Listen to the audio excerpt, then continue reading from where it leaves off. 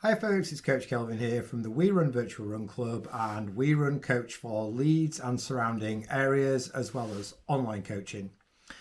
I'm going to do a little video about shoes, and specifically shoes with a super foam. And what we mean by a super foam is a very soft and bouncy foam, so something that's very compliant so that will squish and then that will actually offer some energy return. And I don't think we're quite debunking myths here, but there are a few things that maybe people don't realise. So foams can be too squidgy, so they can be too unstable, and they compress in the wrong way. That's why things like nylon or carbon plates have to be added in, or shoes also use different densities of foams. So you'll often find in a trail shoe a different sort of like a dual density approach, because you don't always want a carbon plate in a trail shoe because it can just be a little bit unpredictable on more uneven terrain. So you've got something like the, that's one of the Adidas Agravic Speed, and that's dual density. So the top layer is actually quite a firm foam, and this layer underneath is actually quite squidgy, just to give the shoe a little bit more support. So then you get foams that are what we call like a carrier foam, with Sportiva's Prodigio Pro. So the whole white stuff you can see there is actually a slightly firmer foam, and then inside there's like an insert of softer like super foam in there as well, just to give the super foam a little bit more sort of rigidity. So that's what you'll often find in trail shoes, because you don't want to stiffen things up too much.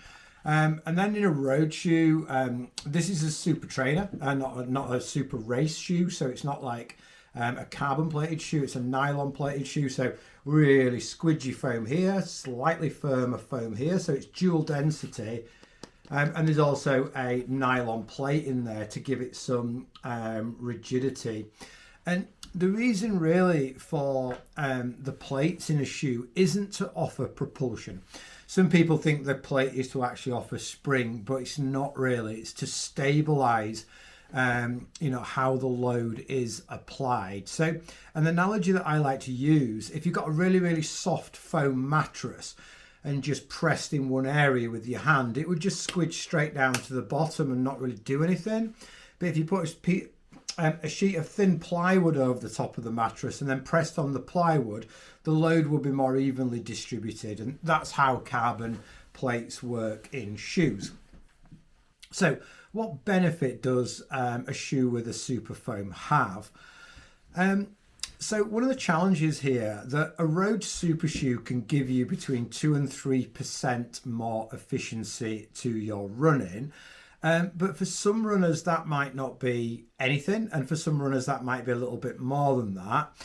For a road super shoe and a trail shoot super shoe, it's around 1%. Some people say it's a tiny little bit more. So a lot of people might say, well, I'm not going to go to all that kind of expense, for like 1% on race day. But this is the bit that's interesting. With super shoes, it's not about race day. It's about stacking workout after workout over months and years. And what a super foam does, it actually allows a little bit more sort of recovery time. So decreases recovery time a little bit between workouts, or allows you to do more in the workout that you're doing. So it kind of beats the legs up a little bit less. So we get kind of less muscle damage, whilst getting, a similar or greater effect on the sort of metabolic system. So cardiorespiratory and other things. So we can train a little bit more and a little bit harder. And for a runner who's doing, maybe 2 workouts each week, for 3 weeks of a 4-week training block, it's the accumulation of all of those little bits that add up to the big gains on race day. So when we hear about a shoe being, 2% more efficient on race day, we might actually, for some of us, 2% loads, and we're like, wow, I'll take that. But for some people, it's like, I'm not going to go down the expense of having a super foam or a super shoe or a super trainer just for that. But it's not about that. It's about stacking up those workouts over months and years. And if we look at it this way, this is the way I look at it. A lot of people think I have a lot of shoes. But a lot of shoes last me a long period of time. So rather than just having one pair of shoes and just replacing them every like 400 or 500 miles, I'll have 4 or 5 different shoes that all do a slightly different job. So if you're thinking about getting a new pair of shoes, maybe you've got one shoe in your quiver that you use, it might be worth thinking about something with a super foam that you save specifically for workouts. This will just beat your legs up slightly less, allow a slightly shorter recovery time, allow you to do more work in your training, and those small gains can add up to big things on race day. So quite a lot there. I hope it makes some sort of sense and wasn't too confusing.